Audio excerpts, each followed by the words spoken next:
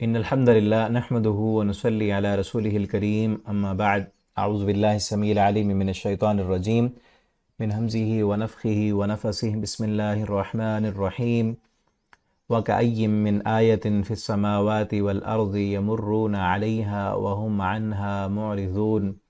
تفسیر القرآن کا سبق آج انشاءاللہ سورہ یوسف رکوع نمبر 11 پڑھیں گے ہم، اور یہ رکوع نمبر 12 پڑھیں گے، اور یہ سورت کا لاسٹ رکوع ہے، اس کے ساتھ یہ سورت ختم ہو جائے گی۔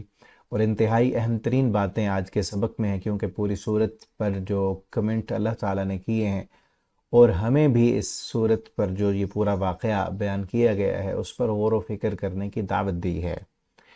تو ہم اس کا پہلے لفظی ترجمہ پڑھتے ہیں، پھر انشاءاللہ اس کی تفسیر پڑھیں گے اور غور و فکر کریں گے کہ ہمیں کیا کیا سبق ملے اس واقعے سے۔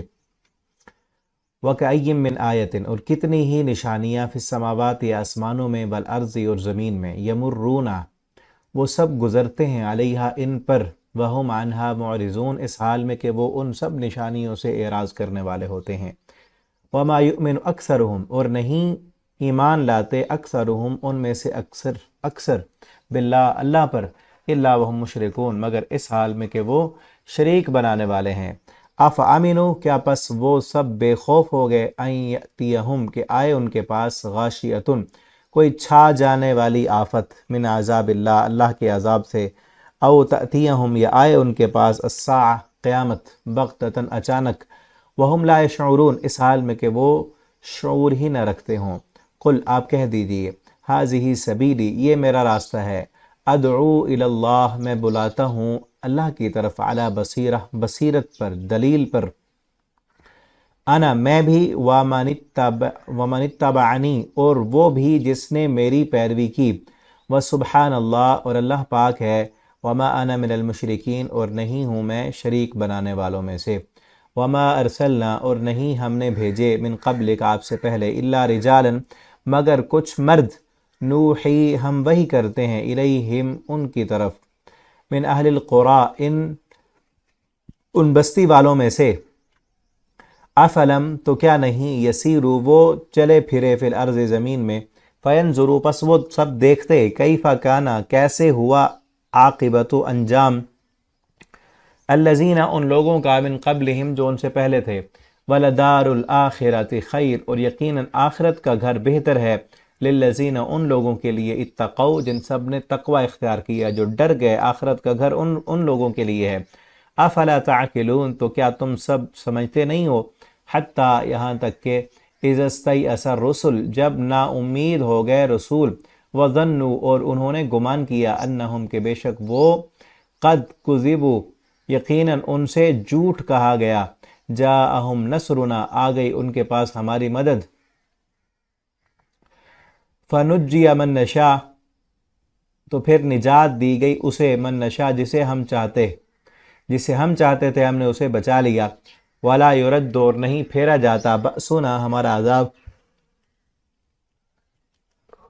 عن القوم المجرمین مجرم قوم سے، لقد کان فی قصصہم یقیناً بلا شبہ ہے، فی قصصہم ان کے بیان میں، اس قصے میں، اس واقعے میں، عبرت لأولی الالباب عقل والوں کے لیے، ما کان حدیثا نہیں ہے یہ قرآن ایسی بات، یفترا جو کہ گھڑ لی جائے، ولیکن اور لیکن تصدیقہ یہ تو تصدیق کرنے والی ہے، الذی اس کی، بین یدی جو اس سے پہلے ہے، وتفصیل اور یہ تفصیل ہے، کل شیء ہر چیز کی، وہدن اور ہدایت ہے اس میں، ورحمت ہے، لقوم یؤمنون اس قوم کے لیے جو سب ایمان لانے والے ہیں۔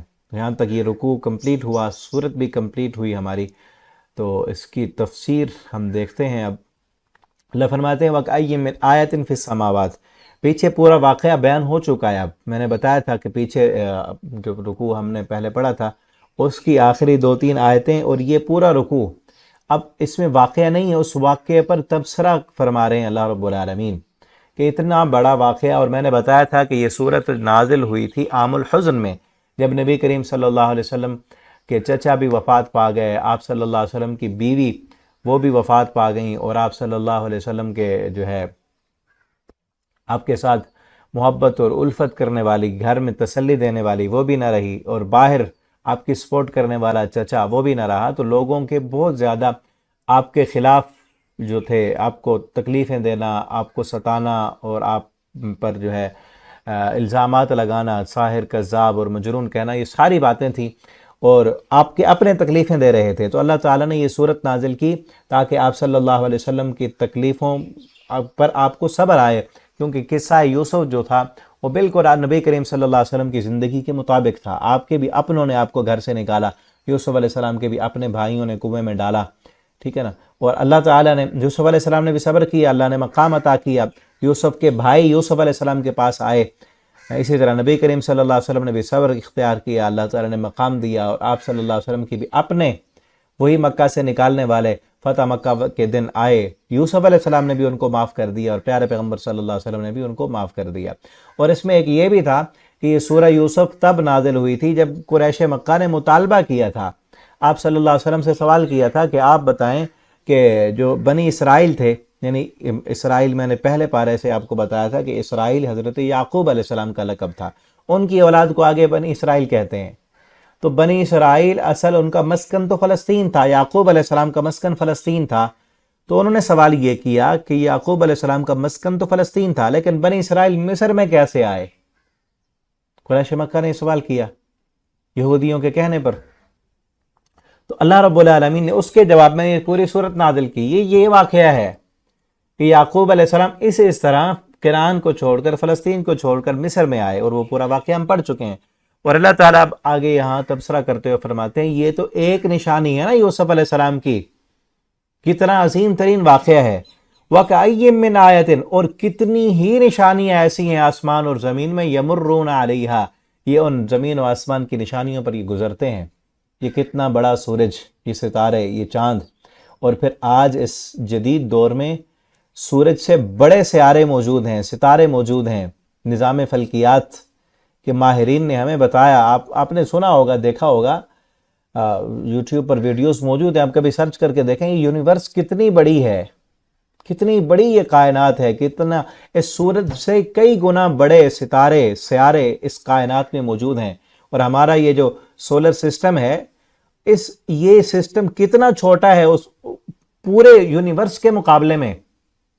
اس سورج سے بڑے کئی ستارے ہیں جو اس ہمارے جو ہے، اور یہ جو ستارے سیارے مل کر کہکشائیں بناتے ہیں، پھر کہکشائیں مل کر گلیکسیز بنتی ہیں، پھر وہ کئی گلیکسیز موجود ہیں اور گلیکسیز مل کر کلسٹر بناتے ہیں، پھر سپر کلسٹر بنتے ہیں۔ کتنی بڑی انسان کا دماغ جو ہے وہ اتنا سوچ نہیں سکتا، اتنی وسیع اور عریض کائنات ہے کہ ایک گلیکسی سے یا ایک سیارے اور ستارے سے دوسرے ستارے تک پہنچنے کے لیے کئی ہزاروں نوری سال چاہیے، کہ کتنی بڑی نشانیاں ہیں آسمانوں میں اور زمین میں بھی۔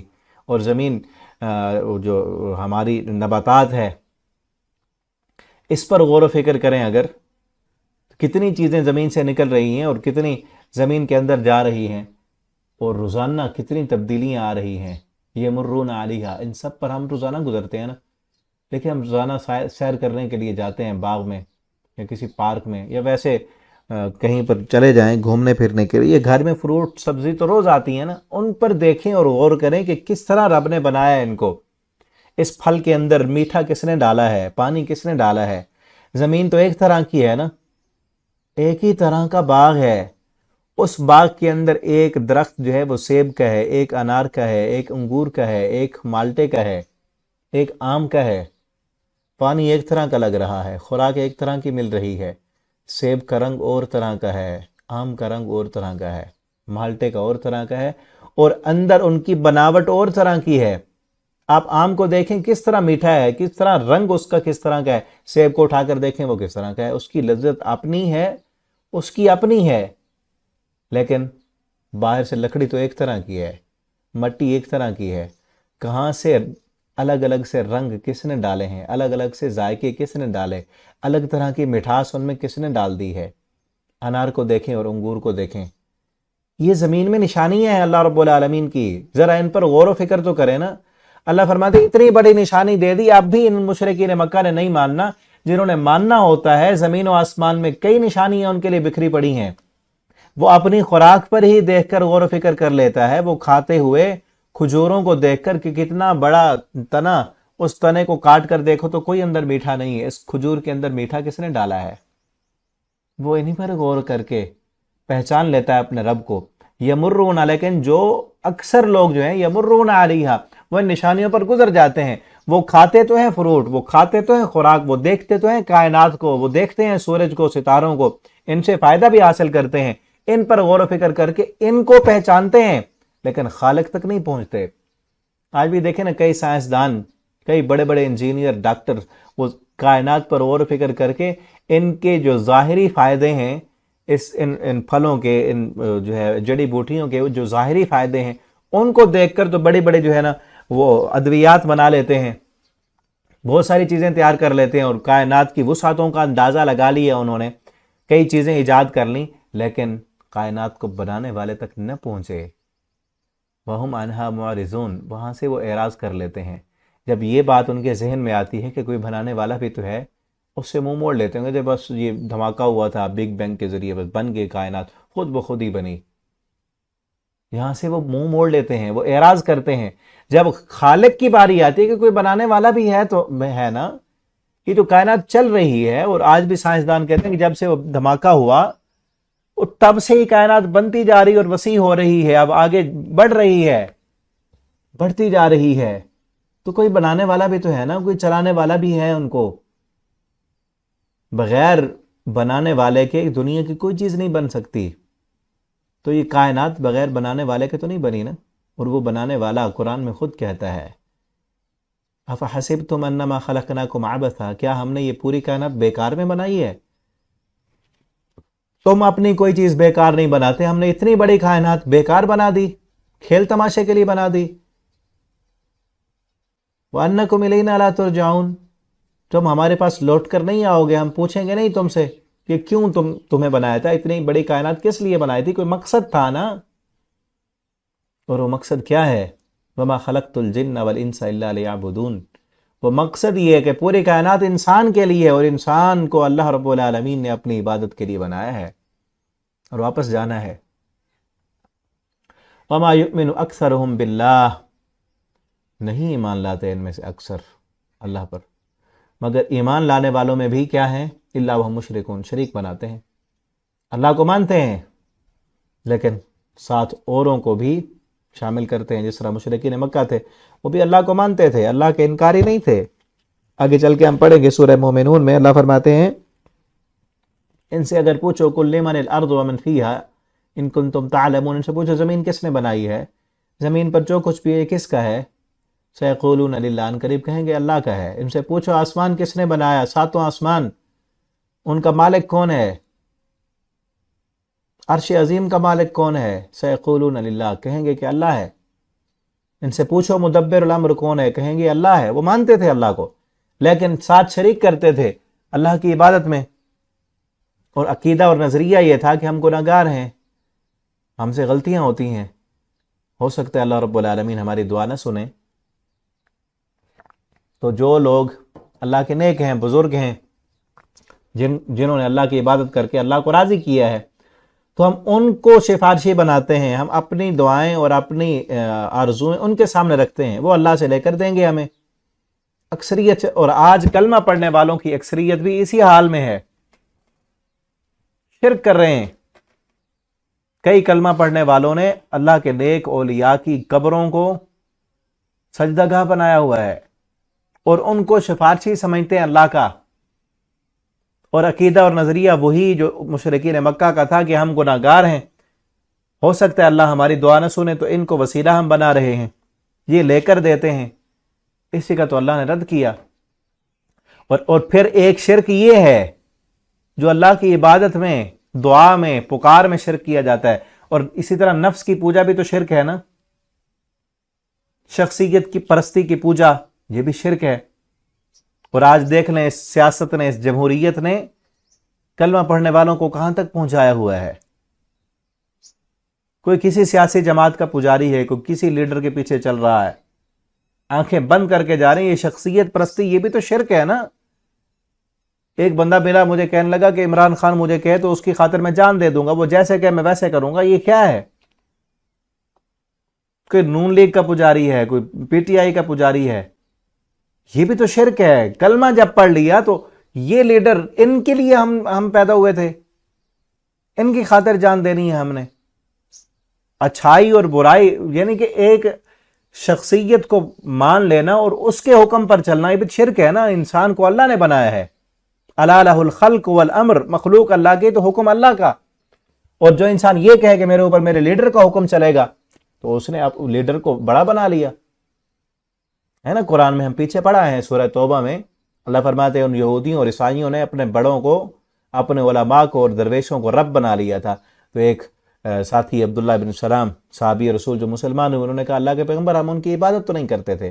آپ صلی اللہ علیہ وسلم نے فرمایا کیا تم ان کے جو وہ حلال کہتے تھے ان کو حلال سمجھتے تھے، جو حرام کہتے حرام سمجھتے؟ انہوں نے کہا جی ہاں یہ بات تو تھی۔ آپ نے فرمایا یہی تو رب بنانا ہے کہ حکم انسان پر اللہ کا چلتا ہے، آپ نے اپنا حاکم کسی اور کو بنا لیا تو اس کو رب بنا لیا۔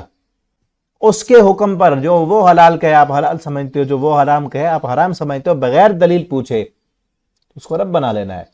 اسی طرح کئی لوگوں نے اپنے مذہبی پیشواؤں کو رب کا درجہ دیا ہوا ہے کہ ان کے مذہبی پیشوا، ان کے امام، ان کے لیڈر جو کہیں یہ حلال ہے یہ حرام ہے وہ ویسے سمجھتے ہیں بغیر دلیل پوچھے، تو سمجھو رب بنایا ہے انہوں نے۔ حلال و حرام کا اختیار دے دینا، حکومت چلانے کا اختیار دے دینا۔ آپ دیکھیں جمہوریت، اسی لیے کفر ہے نا، جمہوریت کا معنی اکثریت، کہ جو اکثریت بیٹھ کر اسمبلی میں بیٹھ کر اکثریت جس بات پر فیصلہ کر دیں وہ ٹھیک ہے، وہی حکم نافذ ہوگا، جبکہ حکم تو رب کا چلنا ہے۔ اکثر لوگ کلمہ پڑھنے کے باوجود شرک کرتے ہیں اللہ کے ساتھ۔ تو شرک صرف بت پرستی کا نام نہیں ہے، ٹھیک ہے نا۔ وہی کام جو بتوں پر کیے جاتے تھے وہی کام اگر قبر پر کیے جائیں گے تو شرک ہوگا۔ نفس کی پوجا کرنا بھی شرک ہے، لیڈروں کی پوجا کرنا بھی شرک ہے، اپنے اوپر حاکم کسی اور کو بنا لینا، اللہ کا حکم نہ ماننا اور اپنے حکم کو بنانا، اور لوگوں کا حکم کسی کو حاکم بنا لینا کہ یہ ہمارے لیے حکم جو بھی نافذ کرے گا ہمیں منظور ہوگا، تو وہ بھی شرک کی صورت ہے۔ اپنے علماء اور پیشواؤں کو حلال و حرام کا اختیار دے دینا یہ بھی شرک ہے۔ اللہ رب العالمین ہمیں تمام قسم کے شرک سے بچا کر خالص ایمان نصیب فرمائیں، خالص مومن ہمیں بنائیں۔ افامنوا مکر اللہ، اللہ فرماتے ہیں کیا یہ لوگ بے خوف ہو گئے؟ افامنوا، بے خوف ہو گئے ان تأتیہم غاشیہ، کہ ان کے پاس آ جائے چھا جانے والی قیامت کا عذاب، او تأتیہم الساعہ، یا پھر قیامت آ جائے، دنیا میں کوئی چھا جانے والی آفت آ جائے، یا پھر قیامت تو آنی ہی آنی ہے۔ حل اتاک حدیث الغاشیہ، وہ چھا جانے والی قیامت تو آئے گی، بغتتاً اچانک، وہ قیامت بتا کر نہیں آئے گی، اتنی بڑی آفت ہوگی کہ اس سے پہلے کوئی اناؤنسمنٹ نہیں ہوگی۔ دنیا میں ہوتا ہے نا بڑے بڑے جب آفتیں یا پریشانی ہوتی ہے، سیلاب آتے ہیں، زلزلہ، آج کل جدید ٹیکنالوجی سے بتا دیا جاتا ہے کہ یہاں پر اس چیز کا خطرہ ہے، لیکن قیامت کے آنے کی خبر، یہ دنیا کے جدید ترین ٹیکنالوجی سے اس کے آنے کی خبر کا اندازہ نہیں لگایا جا سکتا، کیونکہ وہ اللہ کے علم غیب میں ہے۔ دنیا والوں کے پاس ایسی کوئی ٹیکنالوجی، ایسی کوئی طاقت، صلاحیت ہے ہی نہیں کہ جس سے وہ اندازہ لگا سکیں۔ جب قیامت آئے گی اچانک آئے گی، کسی کو کچھ خبر نہیں ہوگی، سب لوگ اپنے اپنے کاموں میں مصروف ہوں گے، وَهُمْ لَا يَشْعُرُونَ، کہ ان کو آگاہی نہیں ہوگی، کہ کسی کو شعور ہی نہیں ہوگا کہ قیامت بھی آ سکتی ہے، اب اچانک آ جائے گی۔ پھر ہم بھی سوچیں جب اچانک آئے گی تو ہم اتنے بے خبر کیوں ہیں، بے خوف کیوں ہیں، اس کی تیاری ہم کتنی کر رہے ہیں۔ اللہ رب العالمین ہمیں اپنی رضا والے کام کرنے کی توفیق عطا فرمائے۔ اللہ ہمیں قیامت کی تیاری کرنے والا بنا دیں، اور اللہ ہمیں قیامت کے دن کے عذاب سے، اس دن کی رسوائی سے بچا لیں۔ اللہ ہمیں اپنی رحمتوں کے سائے میں اس دن کی تمام مشکلات سے، تمام مشکل مراحل سے اللہ اپنی رحمتوں سے ہمیں نکال کر اپنی رحمت کے ساتھ جنت کا داخلہ عطا کر دیں۔ یہ دعا بھی کریں اور کوشش بھی کریں، اللہ ہمیں توفیق عطا فرمائیں۔ اب آگے فرمایا کل حاضی ہے، میرے نبی آپ کہہ دیجیے حاضی سبیلی، یہ میرا راستہ ہے، یہ میرا راستہ، یہ قرآن کا پیغام جس کی طرف میں بلاتا ہوں یہ میرا راستہ ہے۔ ادعو الی اللہ، میں اللہ کی طرف بلاتا ہوں، علی بصیرہ، دلیل پر، میرے پاس دلائل ہیں کہ میں جو تمہیں کہتا ہوں ایک اللہ کی عبادت کرو، ایک اللہ کے سامنے جھکو، مشکل کشا وہی ہے، حاجت روا وہی ہے، معبود وہی ہے، اسی کے سامنے ہاتھ پھیلاؤ، اسی سے دعائیں کرو، اس کے درمیان اور بندے کے درمیان میں کسی اور واسطے اور وسیلے کی ضرورت نہیں ہے۔ یہ جو میں تمہیں کہہ رہا ہوں یہ اس پر میرے پاس دلائل ہیں، اللہ نے قرآن نازل کیے ہے، وہی نازل کیے میرے پاس، میں بھی بصیرت کے، اور بصیرت نا آنکھوں سے دیکھنے کو نہیں کہتے، دل سے دیکھنے کو کہتے ہیں۔ اور ظاہری دنیا کی چیزوں کے جو ظاہری فائدے ہیں نا ان کو آنکھوں سے دیکھا جا سکتا ہے، ان کے جو باطنی فائدے ہیں، اس دنیا کے بعد کیا ہے، مرنے کے بعد کیا ہوگا، ان فائدوں کو دیکھنا، اس آخرت کو دیکھنا، اللہ کی اس کائنات پر غور و فکر کر کے رب کو پہچاننا، یہ بصیرت ہے کہ میں بھی بصیرت پر ہوں، انا میں بھی، ومن اتبعنی اور وہ جس نے میری پیروی کی، جو میرے پیچھے چلا، جو میرا ساتھی بنا، وہ بھی ادعو الی اللہ، وہ بھی اللہ کی طرف بلانے والا ہے۔ ٹھیک ہے نا، یہاں قیامت تک کے ہر مسلمان کے لیے پیغام ہے جو رسول اللہ صلی اللہ علیہ وسلم کا اتباع کرنے والا ہے، آپ کی فرما برداری کرنے والا ہے، اس کا کام کیا ہے، ادعو الی اللہ، فرمایا میں بھی اللہ کی طرف بلاتا ہوں، آنا میں بھی، ومن اتبعنی جو میری پیروی کرے گا اس کا بھی حق ہے کہ وہ بھی اللہ کی طرف بلائے۔ جو لوگوں کو اللہ کی طرف نہیں بلاتا سمجھو وہ رسول اللہ کی اتباع کرنے والا نہیں ہے۔ جو لوگوں کو نماز کی طرف نہیں بلاتا، جو لوگوں کو دین کی دعوت نہیں دیتا، جو لوگوں کو اسلام کی طرف نہیں بلاتا، وہ خود تو قرآن پڑھ رہا ہے، دوسروں کو نہیں بلاتا، نہیں پڑھاتا، خود تو نماز پڑھ رہا ہے، کسی کو اس نے کبھی دعوت نہیں دی نماز پڑھنے کی، کسی غیر مسلم کو اس نے اسلام قبول کرنے کی دعوت نہیں دی، قرآن کی طرف نہیں بلایا، اسلام کی طرف نہیں بلایا، تو سمجھ لو وہ رسول اللہ کی اتباع کرنے والا نہیں ہے۔ آپ صلی اللہ علیہ وسلم کی تو ساری زندگی کس میں گزری، دین کی تبلیغ میں، لوگوں کو جہنم سے دور کرنے اور جنت کے قریب کرنے میں، لوگوں کی عبادتوں سے نکال کر، شرک کے اندھیروں سے نکال کر توحید کے راستے پر گامزن کرنے میں آپ صلی اللہ علیہ وسلم کی ساری زندگی گزر گئی۔ اور ہماری زندگی کے چند لمحے بھی نہ ہوں کہ جن میں ہم بلائیں لوگوں کو، ٹھیک ہے نا، تو کوشش کریں اپنی زندگی کا کچھ وقت تو نکالیں نا کہ جس میں ہم ادعو الی اللہ، لوگوں کو اللہ کی طرف بلائیں، دین کی طرف بلائیں، نماز کی طرف بلائیں، قرآن کی طرف بلائیں۔ اور کم از کم اتنا تو کریں نا، یہ جدید دور، یہ ہمارے ہاتھ میں جو موبائل ہے، نیٹ ہے، اس کا اچھا استعمال کریں۔ یہ بار بار میں اس لیے آپ کو کہتا ہوں، یہ جو سبق آپ سنتے ہیں دوسروں تک بھی پہنچائیں، اس موبائل کو ادعو الی اللہ کا ذریعہ بنائیں، لوگوں کو اللہ کی طرف بلانے کا ذریعہ بنائیں، اس موبائل کو، نہ کہ اس موبائل کو گناہوں کی طرف بلانے کا ذریعہ بنائیں۔ ٹھیک ہے، اچھی باتیں، دین کی باتیں، قرآن کا پیغام لوگوں تک پہنچائیں، اور اس کے ذریعے آپ خود بھی قرآن پڑھیں، اپنے بچوں کو بھی پڑھائیں، موبائل نیٹ کا اچھا استعمال کریں، تاکہ قیامت کے دن یہ ہمارے لیے جنت میں جانے کا سبب بنے، جہنم کی طرف جانے کا سبب نہ بنے۔ اگر اس کو غلط استعمال کریں گے تو یہ بہت بری چیز ہے، اچھا استعمال کریں تو بہت اچھا ہے۔ علی بصیرہ، دلیل پر، اور پھر ہم بھی بلائیں تو دلیل ہو ہمارے پاس، ایسے نہیں، جو بات دلیل والی ہو، جو بات قرآن کے ساتھ کی جائے، حدیث کے ساتھ کی جائے، دلیل کے ساتھ، ہم بھی دلیل کے ساتھ بات کریں اور دلیل کے ساتھ کی ہوئی بات کو آگے پہنچائیں۔ اور آپ دیکھیں نا، موبائل اور نیٹ جس طرح اچھی چیز ہے، اس طرح اس پر فتنے بھی بہت زیادہ ہیں، اور ان فتنوں میں ایک بہت بڑا فتنہ یہ بھی ہے کہ کئی لوگ دین کے نام پر لوگوں کو گمراہ کر رہے ہیں، ان کے پاس دین ہے نہیں، خود ان کو قرآن پڑھنا نہیں آتا۔ کئی یوٹیوب پر آپ کو ایسے لوگ ملیں گے کہ جن کو خود سیدھا دیکھ کے قرآن پڑھنا نہیں آتا، اور وہ کیا سمجھتے ہیں اپنے آپ کو کہ دین کے سب سے بڑے دائی ہم ہیں، اور دین کا سب سے بڑا کام ہم کر رہے ہیں، ہم سے پہلے تو کسی نے کیا ہی نہیں ہے۔ ایک ہے ایسا، میں نام نہیں لیتا اس کا، شاید آپ جانتے ہوں اسے، تو وہ اس کی زبان سے کوئی بھی عالم محفوظ نہیں ہے، حتیٰ کہ صحابہ کرام پر بھی اس نے باتیں کی ہوئی ہیں، تو وہ اس کو دیکھ کے قرآن پڑھنا بھی نہیں آتا، بہت بڑا فتنہ ہے۔ اب اس کو کئی لوگ جن کو نہیں پتا اس کی حقیقت کا، وہ سمجھتے ہیں کہ شاید دین کی باتیں کر رہا ہے، دین کی طرف بلا رہا ہے، حالانکہ وہ خود بھی گمراہ ہے اور لوگوں کو بھی گمراہی کی طرف لے کے جا رہا ہے۔ تو اس لیے آپ اس عالم کی بات سنیں جس کے بارے میں آپ جانتے ہو واقعتاً یہ عالم ہے اور یہ پڑھا ہے، اور یہ کیسے پتہ چلے گا؟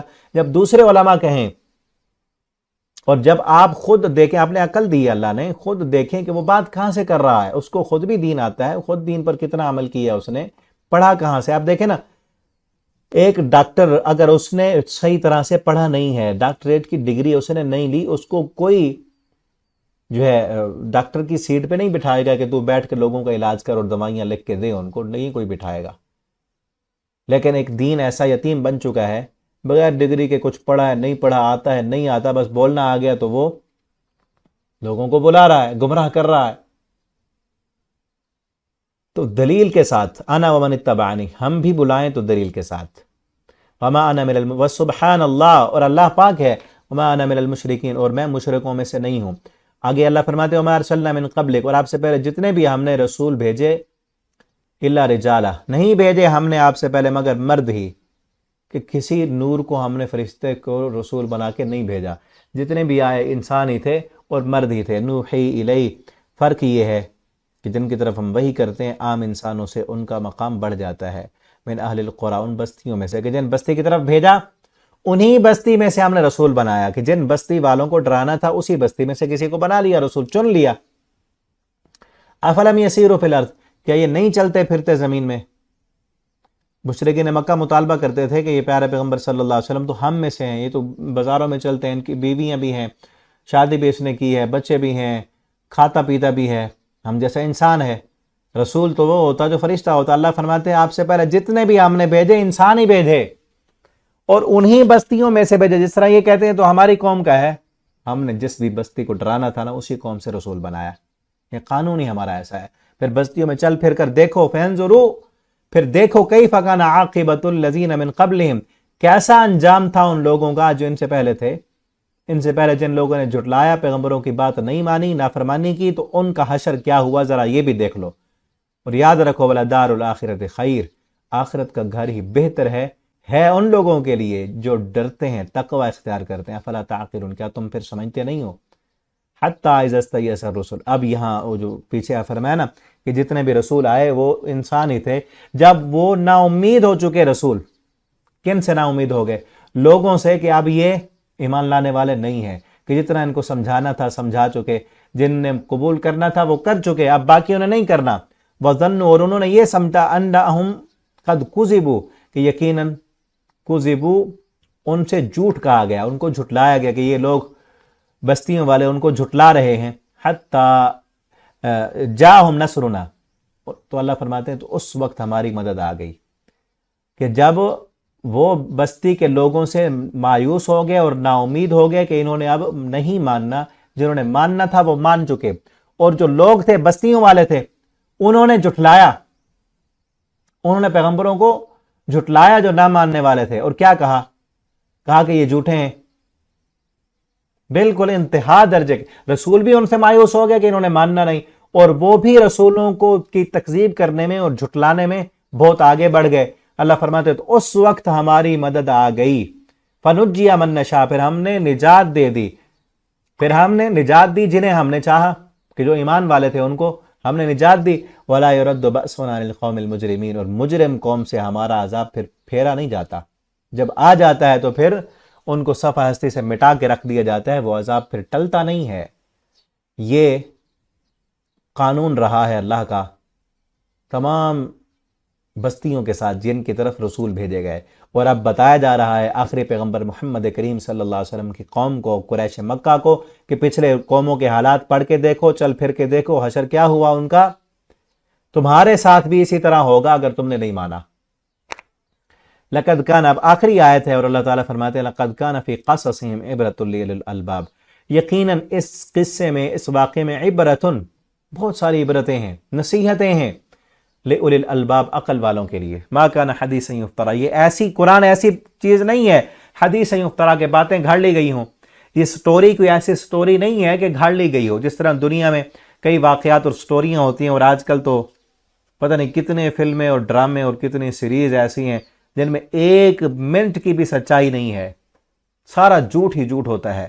اللہ فرماتے ہیں یہ قرآن ایسی چیز نہیں ہے کہ جھوٹا ہو، جھوٹی ہو، یہ قصہ ہم نے ایسے گھڑ لی ہو، ایسا نہیں ہے، یہ سچا قصہ ہے، یہ سچا واقعہ ہے، اور اس واقعے میں سب سے بڑی چیز جو ہے وہ نصیحتیں ہیں، وہ عبرتیں ہیں، سمجھو، غور کرو اور دیکھو کتنی نصیحتیں اور کتنی عبرتیں، کن کے لیے؟ عقل مندوں کے لیے۔ اب ذرا یہاں رک کے آخری آیت ہے، ہم دیکھتے ہیں کہ ہمیں اس واقعے سے کیا کیا نصیحتیں ملی، کیا عبرتیں ملی، جو میں نے غور کیا اور سمجھا آپ کے سامنے رکھتا ہوں۔ اور آپ کو بھی اس کے علاوہ اگر کوئی اور چیز سمجھ آتی ہے، کوئی اور سبق، ضروری نہیں ہے کہ جو میں نے سمجھا ہے یہی سب کچھ ہے، یا سارے واقعات میرے ذہن میں آ گئے، ساری نصیحتیں مجھے آ گئی، نہیں، آپ بھی اگر غور کریں گے تو آپ کو بہت ساری ایسی باتیں نظر آئیں گی، تو آپ بھی اس پر غور کریں، آپ کو بھی کوئی اس میں نصیحت، سبق ملتا ہے تو اسے ضرور میرے ساتھ بھی شیئر کیجئے گا واٹس ایپ پہ۔ تو مجھے جو جو چیزیں یہاں پہ ملی نصیحتیں، وہ یہ ہے کہ اس میں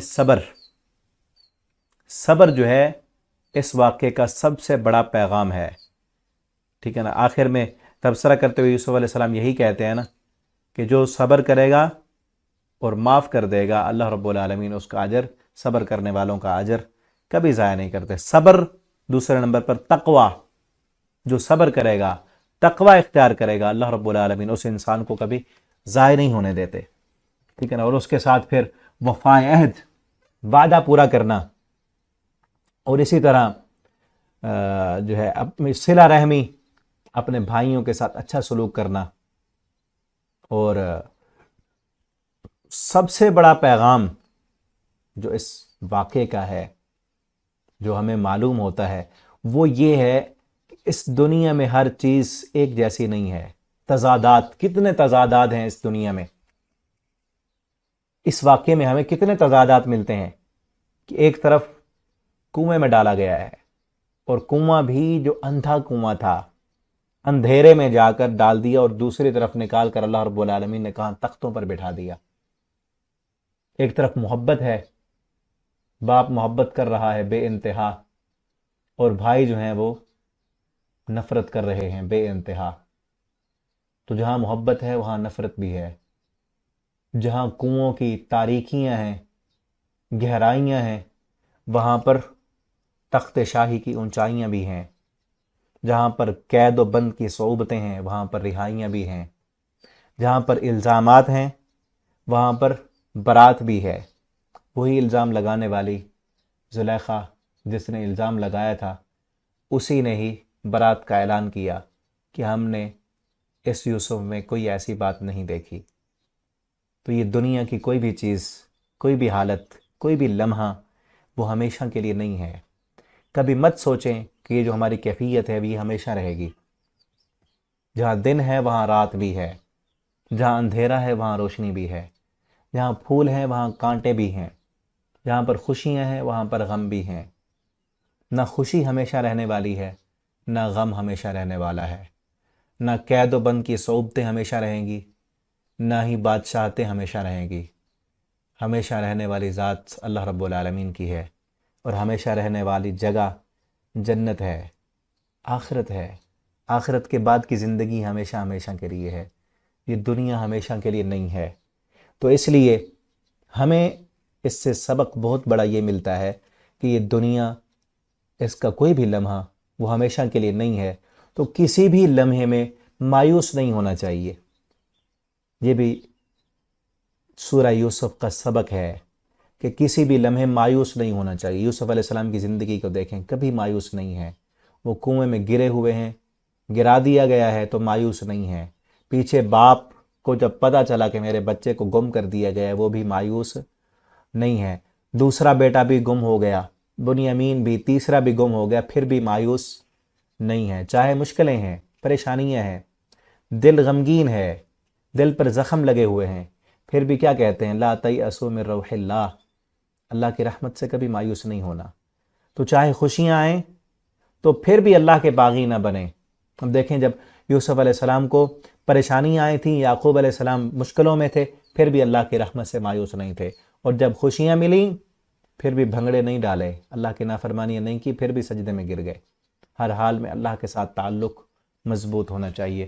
ایسا بندہ کوئی نیک نہیں ہے کہ جس کو خوشی میں رب یاد نہ رہے، کہ جس کو مایوسی میں اللہ تعالیٰ بھول جائیں اور وہ اللہ سے مایوس ہو جائے۔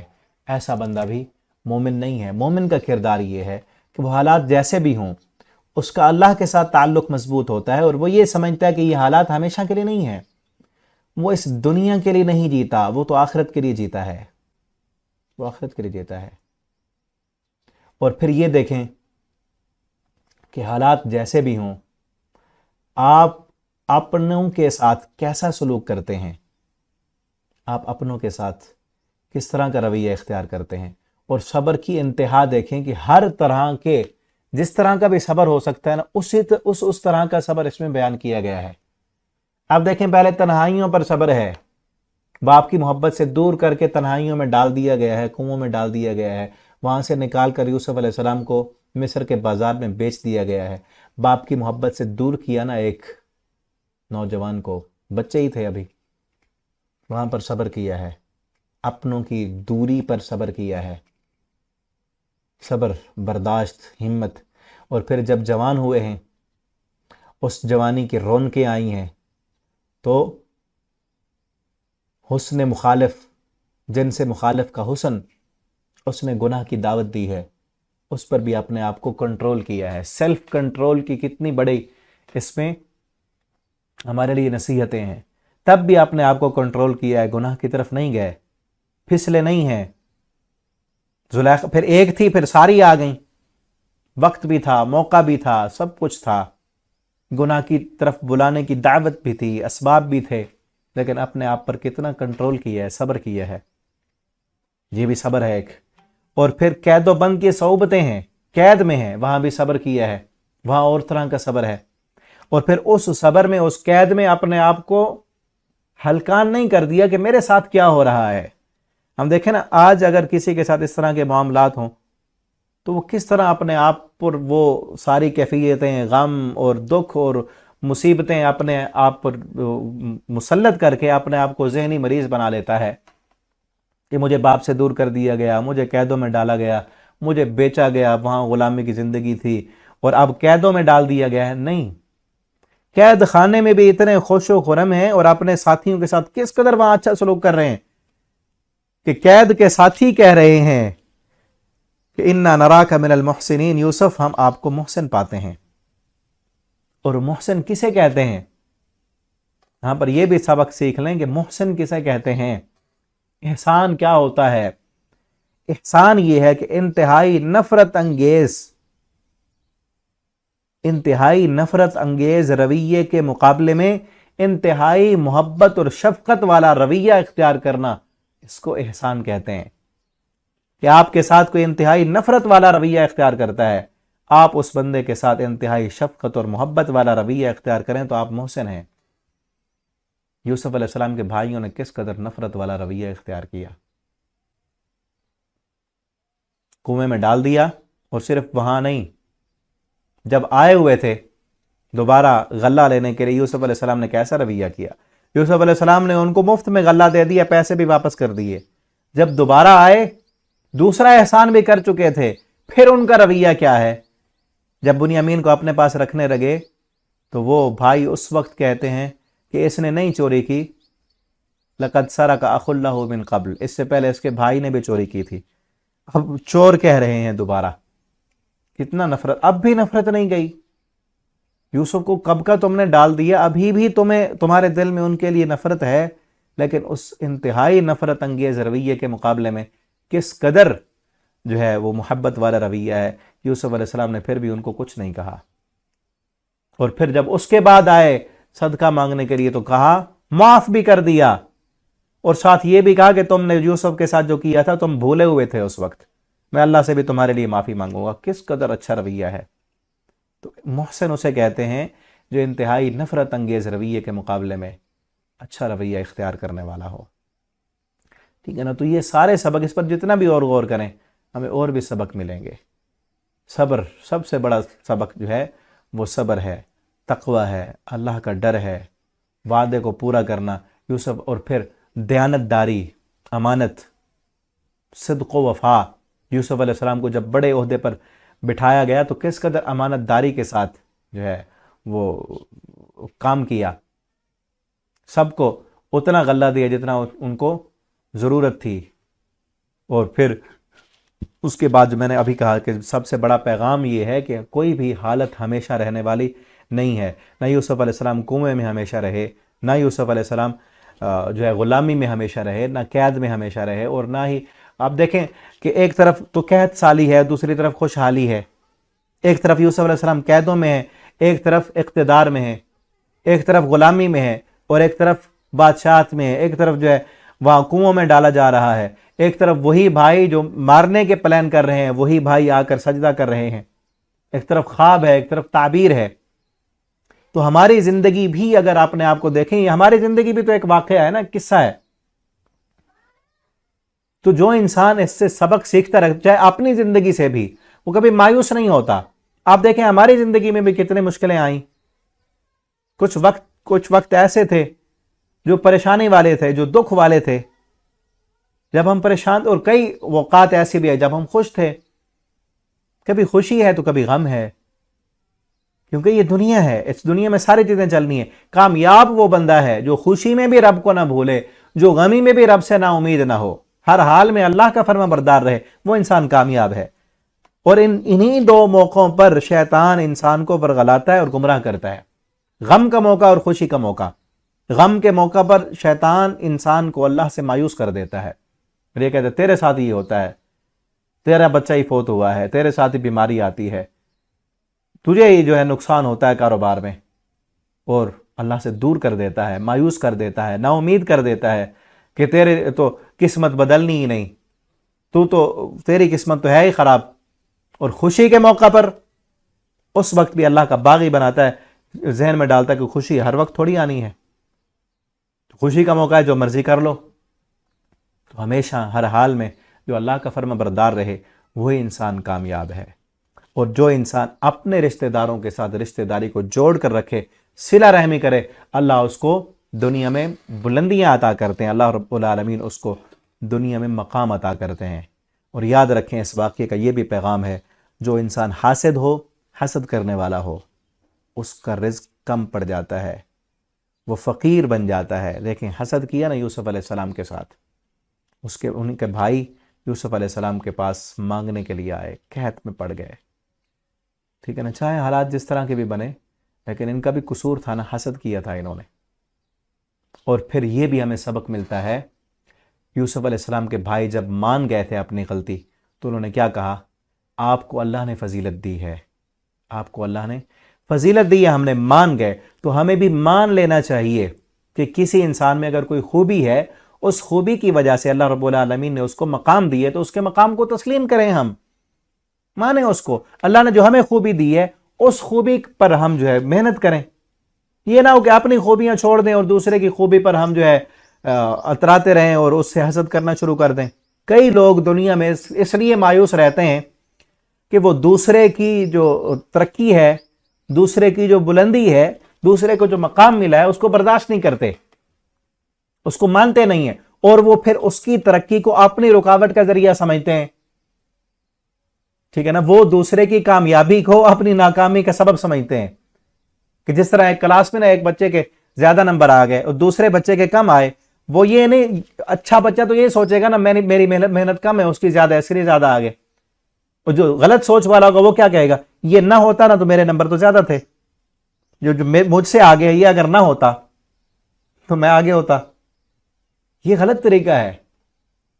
اسی طرح تو انہوں نے کیا نا، یوسف کے بھائیوں نے، کہ یوسف نہیں ہوگا تو محبت ہم سے ہوگی. یہ نہیں پتا کہ خوبیاں کیا ہیں، جو خوبیاں یوسف میں ہم اپنے اندر پیدا کر لیں. ٹھیک ہے نا، آپ دیکھیں کہ ایک بچہ ہے، آپ کے اولاد ہے یا آپ کے شاگرد ہیں، آپ نے ایک بچے کو کام کہا، اب وہ ادھر ادھر دیکھنے لگا، آپ نے کہا کہ پانی لے کے آؤ، اب وہ ادھر ادھر دیکھنے لگا، دوسرا بچہ خود بخود اٹھا، جس کو آپ نے کہا وہ نہیں گیا، دوسرا خود بخود اٹھ گیا، اٹھ کے چلا گیا، وہ پانی لے کے آ گیا آپ کے لیے. وہ دوسرا ادھر ادھر دیکھ رہا ہے. اب آپ نے اس کو شاباش دی، اس کو انعام دیا.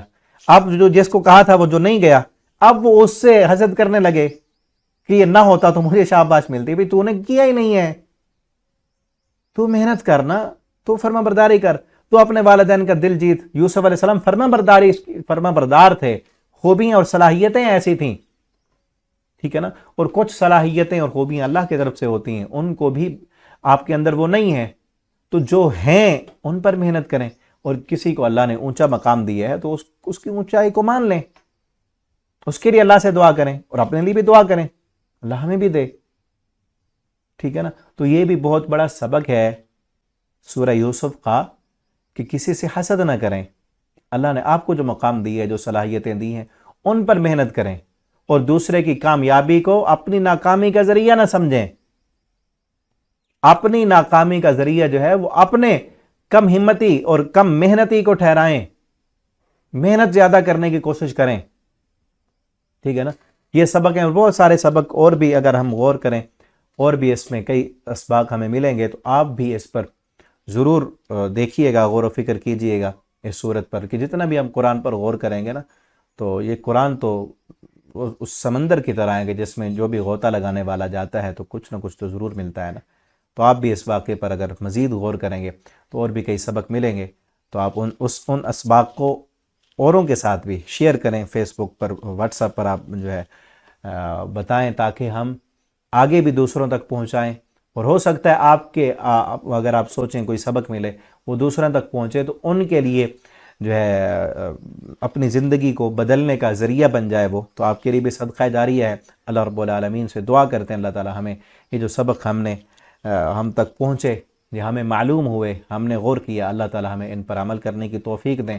اللہ تعالی ہمیں یوسف علیہ السلام کی جو صفات تھیں وہ اپنانے کی توفیق دیں، اور یہ جو قصہ ہم نے پڑھا ہے اس میں جو واقعے ہمیں ملے ہیں، جو سبق ہمیں ملے ہیں، اللہ تعالیٰ ان پر ہمیں عمل کرنے کی توفیق عطا فرما دیں۔ اللہ ہمیں صابر بنا دیں، اللہ ہمیں ہمارے دلوں کو اپنے ڈر سے بھر دیں، اللہ ہمیں بھی ایسا بنا دیں کہ ہم بھی معاذ اللہ کہنے والے ہوں۔